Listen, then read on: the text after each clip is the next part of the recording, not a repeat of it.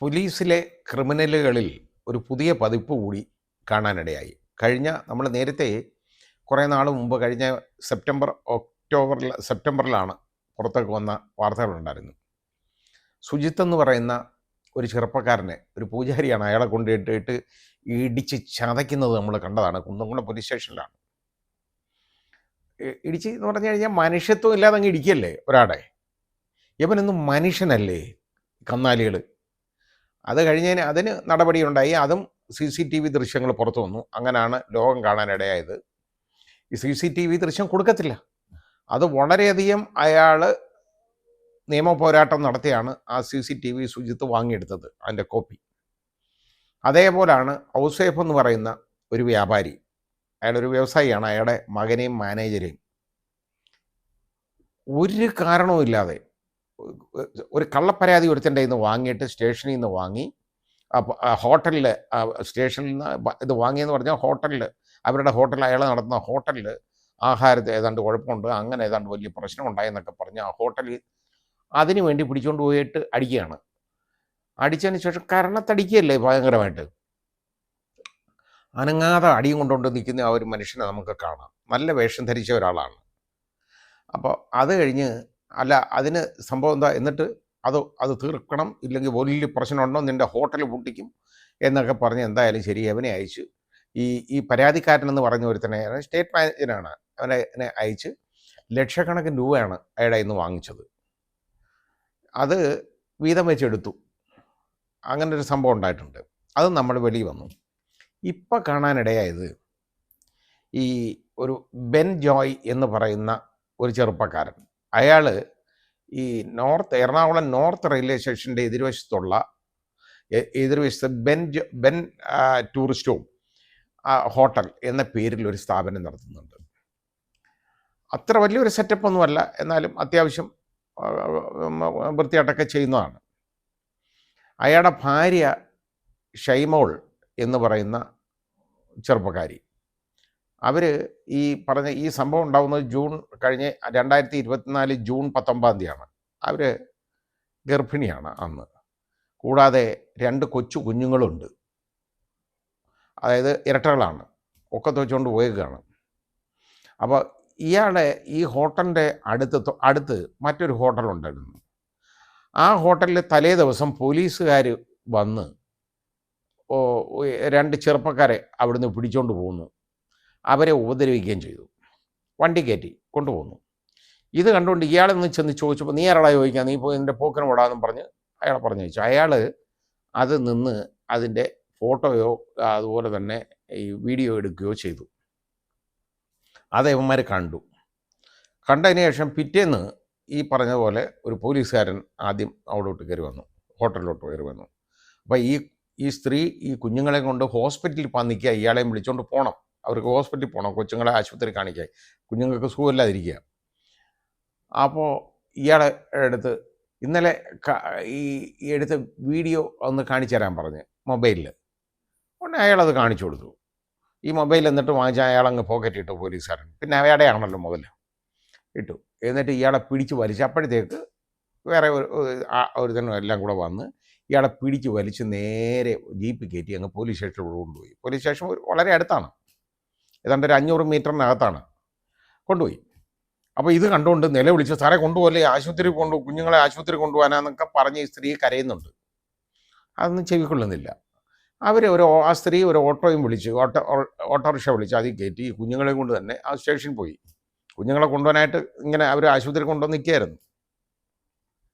കുഞ്ഞുങ്ങളെ ഒക്കത്ത് വെച്ചിട്ടുണ്ട് അവരെ കയറിയപ്പോൾ കുഞ്ഞിനെ അവിടെ ഇവർ ഓട്ടോറിക്ഷ ചെന്ന് പോലീസ് സ്റ്റേഷനിൽ ചെന്ന് കഴിഞ്ഞിട്ടുണ്ടെങ്കിൽ ഈ കുഞ്ഞിനെ 2 വനിതാ പോലീസുകാരങ്ങ് വാങ്ങി. അത് കഴിഞ്ഞതിന് ശേഷം ഇവർ ഈ കാണുന്നത് ഇവരെ ഭർത്താവിനെ ഇഷ്ടം പോലിട്ട് അടിക്കുക, ഉപദ്രവിക്കുക, ഇടിക്കുന്നത് ഒരു കാര്യമില്ലാതാണ്. അപ്പോൾ പോലീസുകാരൊക്കെ എന്ത് ചെയ്യാമല്ലോ, ഇവർ കരഞ്ഞു വിളിച്ചുകൊണ്ട് അത് തടയാനായിട്ട് ഇങ്ങനെ പോയി. ഉടനെ ഈ പ്രതാപചന്ദ്രൻ എന്ന് പറയുന്ന ഒരു ഇടിവീരൻ ആയിട്ടുള്ള ഒരു ആളുണ്ട്, SHO ആണ് അവിടുത്തെ. അയാൾ സർക്കിൾ ഇൻസ്പെക്ടർ ഗ്രേഡ് ആയിരിക്കുമല്ലോ, അന്ന് അവിടുത്തെ SHO ആണ്. ഇപ്പോൾ അയാൾ അരൂർ പോലീസ് സ്റ്റേഷനിൽ SHO ആണ്. ഇവിടെ നീതി നിർവഹണമൊക്കെ നടത്തിയിട്ട് ഇനി അവിടെ പോവുകയാണ്. അവിടെയാണ് ഇപ്പോഴത്തെ നിർവഹണം. അപ്പോൾ അയാൾ ഈ സ്ത്രീയെ ഉണ്ടല്ലോ, അവർ നെഞ്ചത്ത് പിടിച്ച് തള്ളുകയാണ്. ഒരു ചെറുപ്പക്കാരി സ്ത്രീയാണ്. യവൻ എന്താ അധികാരം അവരുടെ നെഞ്ചത്ത് തൊടാൻ, അല്ലെ അവർ ശരീരത്ത് തൊടാൻ? സ്ത്രീത്വത്തെ അപമാനിക്കുന്ന ഏറ്റവും വലിയ പ്രവൃത്തി ചെയ്തതാണ്. എന്നിട്ട് എന്താണെന്നറിയോ, പിടിച്ചു തള്ളി. എന്നിട്ട് അവരുടെ കാരണത്തൊരൊറ്റ അടി ആണ് ചീട്ടത്ത്. അപ്പോൾ ഇത് കഴിഞ്ഞ് അപ്പോൾ ഈ ഭർത്താവ് അപ്പുറം അയാളെ അന്നേരം ഉപദ്രവിച്ചുകൊണ്ടിരിക്കുക. അയാൾ അതിൻ്റെ ഇടയിൽ നിന്ന് പ്രതികരിക്കാൻ വരുന്നു. എളുപ്പം ചെന്ന് അയാളെ കഴുത്തിന് ഉയർത്തി പിടിച്ച് അയാളെ ഇടിക്കുന്നതാണ്. ഇത്രയും, അതായത് ഇതെല്ലാം ചെയ്തതിന് ശേഷം ഇവർ ആശുപത്രിയിൽ പോയി അഡ്മിറ്റായി, നോക്കി, ഔൺ സർട്ടിഫിക്കറ്റും ഒക്കെ ഉണ്ട്. എന്തായാലും നിയമ നടപടി എടുക്കും എന്നുള്ള രീതിയിൽ തന്നെയാണ്. അപ്പോൾ അങ്ങനെ നിയമ നടപടി എടുക്കും എന്ന് മനസ്സിലാക്കി കഴിഞ്ഞപ്പോൾ എന്താണെന്നറിയോ, ഇയാളുടെ ശരീരം മാന്തി പൊളിച്ചെന്ന്. അങ്ങനെ ഒരു ഷർട്ട് ഇട്ടിട്ടുണ്ട്, അത് നമുക്ക് കാണാം. മാന്താനെന്നുള്ള സ്ഥലമൊന്നും ഇല്ല അയാളുടെ ശരീരത്ത്. അത് മാന്തി പൊളിച്ചു. സ്റ്റേഷൻ്റെ വാതിൽ തകർത്തു. ഈ സ്ത്രീയെ, ഇതാണ് അവർക്കെതിരെ. പിന്നെ പോലീസിൻ്റെ കൃത്യനിർവഹണത്തെ തടസ്സപ്പെടുത്തി, തലേന്ന് നിർവഹണത്തെ തടസ്സപ്പെടുത്തിയെന്ന് പറഞ്ഞ് ഭർത്താവിൻ്റെ പേർക്ക് കേസ്. ഇവരുടെ പേർക്ക് കേസ്. ഇവരിവിടെ വന്നത് ചോദിച്ചു, ഇവരെ നെഞ്ചത്ത് പിടിച്ചത് തള്ളിയതും പോരാ, അവരെ കരണത്തടിച്ചതും പോരാ, അവരുടെ പേര് ആ കള്ളക്കേസ്. പോലീസായാൽ എന്തും ചെയ്യാമോ? ഒന്ന് ആലോചിച്ച് നോക്കിക്കോളൂ. ഇത് ഒരുപാട് പേര് വന്ന് പറയാറുണ്ട് കേട്ടോ. പലതും വെളി പറയുന്നില്ല എന്നുള്ളത് മാത്രമേ. ഒരുപാട് പേര് തെളിവില്ലാത്ത കാര്യങ്ങൾ പറയാൻ പറ്റുന്നില്ല, അതുകൊണ്ടാണ് പറയാത്തത്. ഇത് പക്ഷേ ഈ CCTV ദൃശ്യം ഇപ്പോൾ കിട്ടി. ഇവർ അന്ന് മുതൽ തന്നെ ശ്രമിക്കുകയാണ്. അവസാനം ഹൈക്കോടതിയുടെ ഓർഡർ കൊണ്ട് മാത്രം കൊടുത്തേ ഇവർ കൊടുക്കുകയില്ല. ഇപ്പം ഈ CCTV സ്ഥാപിക്കാൻ പറഞ്ഞിട്ടുണ്ട്. ഒരാളെ പിടിച്ചുകൊണ്ട് പോയി ഉപദ്രവിക്കുന്നതിൻ്റെ അയാൾക്ക് അങ്ങനെ അയാളെ ഉപദ്രവിച്ചു എന്നൊരു കേസുണ്ടെന്നുണ്ടെങ്കിൽ സുപ്രീം കോടതി പറഞ്ഞ അനുസരിച്ചാണ് CCTV എല്ലാ പോലീസ് സ്റ്റേഷനിലും നിർബന്ധമായിട്ട് സ്ഥാപിച്ചിരിക്കണം എന്നുള്ളത്. അപ്പോൾ അതിൻ്റെ കോപ്പി കൊടുക്കേണ്ടതാണ്. കൊടുക്കാനുള്ള ബാധ്യതയുണ്ട്. ഇനിയെങ്കിലും ഒരു ഓർഡർ ബഹുമാനപ്പെട്ട ഹൈക്കോടതി ഇടപെട്ട് പുറപ്പെടുവിക്കണം. കാരണം എല്ലാ പോലീസ് സ്റ്റേഷനിലും നിർബന്ധമായിട്ട് ഇത് ആവശ്യപ്പെട്ട് കഴിഞ്ഞാൽ വിത്തിൻ 2 days അത് കൊടുത്തിരിക്കണം. അതിൻ്റെ ദൃശ്യങ്ങളുടെ പകർപ്പ് കൊടുക്കണം. ഫീസ് വല്ലതും ഉണ്ടെങ്കിൽ അത് അടയ്ക്കാൻ പറയണം. ഇത് മതിയല്ലോ. ഈ രീതിയിലുള്ള ഒരു ഉത്തരവൂടെ വേണം. ഇല്ലെങ്കിൽ ഇവരെന്തെന്നറിയോ, വർഷങ്ങൾ ഇതിൻ്റെ പുറകെ നടക്കണം. ഇത് തന്നെ എന്ത് കാടത്തമായി അയാൾ കാണിച്ചെന്നറിയോ, ഒരു പോലീസ് ഉദ്യോഗസ്ഥൻ. മറ്റ് 2 സംഭവം ഞാൻ നേരത്തെ പറഞ്ഞത് പോലീസിന് ഒരുപാട് മാനക്കേടുണ്ടാക്കിയ സംഭവമാണ്. അത് കഴിഞ്ഞ് അതിൻ്റെ അത് പുതിയ പതിപ്പാണ് ഇപ്പോൾ നമ്മൾ കണ്ടത്. ഇതൊരു സ്ത്രീയാണ്. ആ സ്ത്രീയെ ഇയാൾ ഉപദ്രവിക്കുക എന്ന് പറഞ്ഞു കഴിഞ്ഞാൽ അവിടെ വനിതാ പോലീസുകാരൊക്കെ ഉണ്ട്. എന്നിട്ട് എന്താ ഇവരെ പേര് കള്ളക്കേസ് എടുത്തത്? ജുവനൈൽ ജസ്റ്റിസ് ആക്ട് അനുസരിച്ചും കൂടെ ഒരു കേസ്. കാരണം ഇവർ കുഞ്ഞുങ്ങളെ എടുത്ത് എറിയാൻ തുടങ്ങിയെന്ന് പോലീസ്. അവർ കരഞ്ഞോണ്ട് ചോദിക്കുന്ന, എൻ്റെ കുഞ്ഞുങ്ങളെ ഞാൻ എടുത്ത് എറിയുമോ? കുഞ്ഞുങ്ങളെ ആശുപത്രി കൊണ്ടുവന്ന് എടുത്തുകൊണ്ട് വന്നതാണ്. അത് ഈ മുഴുവൻ കള്ളത്തരമാണ് പറയുന്നത് മുഴുവൻ. അവസാനം ഇതിന് ഈ മാധ്യമപ്രവർത്തകരോട് ഇയാൾ സംസാരിക്കുന്നത് കേൾക്കാം, ഈ പ്രതാപേന്ദ്രൻ പറയുന്നത്. അത് അവർ വന്നു, ഞാൻ പിന്നെ എന്താ ചെയ്യേണ്ടേ? അവർ വലിയ പ്രശ്നങ്ങളുണ്ടാക്കി. ഒരു സ്ത്രീയാണ്, അവരെന്തോ പ്രശ്നം ഉണ്ടാക്കിയെന്ന്. വനിതാ പോലീസുകാരുണ്ടായിരുന്നല്ലോ, അവർക്ക് അവരെ പിടിച്ചു വെച്ചുകൂടാ. അവരെ പിടിച്ചു വെച്ചു കൊടുക്കുന്ന പിന്നെ ഈ രീതിയിലാണ് നമ്മുടെ നമ്മുടെ സംവിധാനം, അതായത് നമ്മുടെ പോലീസിൻ്റെ കൃത്യനിർവഹണം മുമ്പോട്ട് പോകുന്നത്. അതിനോടൊപ്പം തന്നെ ഒരു ചെറുപ്പക്കാരൻ വന്ന് പറയുന്നുണ്ട് കേട്ടോ. പാവപ്പെട്ട ഒരു പയ്യൻ, അയാൾക്ക് ഈ സ്വിഗ്ഗിയിലാണ് അയാളിപ്പോൾ ജോലി ചെയ്യുന്നത്. ആ സ്വിഗ്ഗി ബോയ് ആയിട്ട് വർക്ക് ചെയ്യുകയാണ്. അന്ന് അയാൾക്ക് മാൻ പവർ കമ്പനി, ഏതോ ഒരു കമ്പനിയിലെ ഒരു ജോലിക്കാരനാണ്. അയാളുടെ ജോലി എന്ന് പറഞ്ഞാൽ ഈ റെയിൽവേ സ്റ്റേഷനിലെ ബംഗാളികളൊക്കെ വന്ന് ഇറങ്ങും. അതായത് ഔട്ട് ഓഫ് സ്റ്റേറ്റിൽ നിന്നുള്ള ആളുകൾ വന്ന് ഇറങ്ങും. അവർ ജോലി അന്വേഷിച്ച് വരുന്നതാണ്. അവരെ വിളിച്ചുകൊണ്ട് പോയി അവിടെ ആ സ്ഥാപനത്തിൽ കൊണ്ടുവന്ന ജോലിയാണ്. അങ്ങനെ ഇവനെ ഒരു ദിവസം ഇതുപോലെ വന്നു, ഉച്ചയ്ക്ക് ഈ റെയിൽവേ സ്റ്റേഷനിൽ വന്നു. ഭയങ്കര വെയിൽ, സഹിക്കാൻ വയ്യാതെ അവിടെയൊക്കെ നിന്ന് ജോലി ചെയ്താൽ ഞാൻ ജോലി മനസ്സിലായല്ലോ എന്താണെന്ന്. ആ ജോലിയും ചെയ്തിട്ട് അവിടെ പോയിട്ട് ആ പാലത്തിൻ്റെ കീഴിൽ അവിടെ വേറെ ആളുകളൊക്കെ ഇരിപ്പുണ്ട്. അവൻ അവിടെ നിന്ന് പോയി ഇരുന്ന് കഴിഞ്ഞ ഉടനെ അവിടെ ഒരു പോലീസുകാരൻ വന്നു. എന്താ അവിടെ ഇരിക്കുന്നത്? ഇല്ല. പേരെന്താ? എന്നെ പറഞ്ഞ എൻ്റെ പേര് റിനീഷ് എന്നാണ്.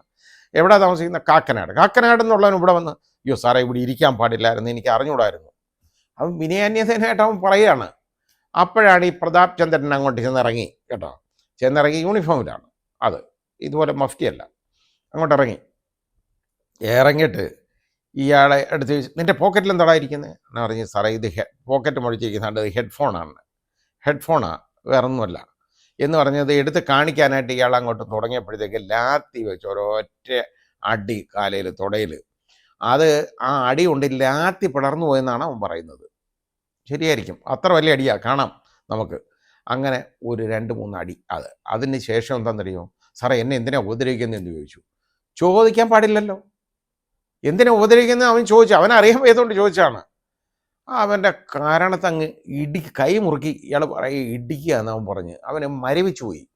തുടരെ ഒരു 4-5 ഇടി കരണത്തിടിച്ചു. ഇടിച്ച് വലിച്ച് പോലീസ് സ്റ്റേഷനിൽ കൊണ്ടുപോയി. അവിടെ കൊണ്ടുപോയി ഇരുത്തി കുറേ നേരം. എന്തിനാ ഇരുത്തിയെന്ന് അവനും അറിഞ്ഞൂടാ, ഇവനും അറിയാൻ വയ്യ എന്തിനാ ഇരുത്തിയെന്ന്. ഈ വൃത്തികെട്ടവന്മാർ അത് കഴിഞ്ഞിട്ട് ശേഷം പോലീസുകാർ അവന് പിന്നെ പറഞ്ഞു കൊടുക്കുക, നിനക്ക് ഈ സാറന്മാരൊക്കെ നിന്നെ പണ്ട് തല്ലിയിട്ടില്ലേ, നീ അതുപോലെ കണക്കാക്കിയാൽ മതിയെന്ന്. അവൻ പറഞ്ഞ അടി എനിക്കല്ലേ കൊണ്ടത്. അപ്പോൾ ഇയാളുടെ എംപ്ലോയറെ വിളിച്ചു വരുത്തി കമ്പനിയിൽ നിന്ന്.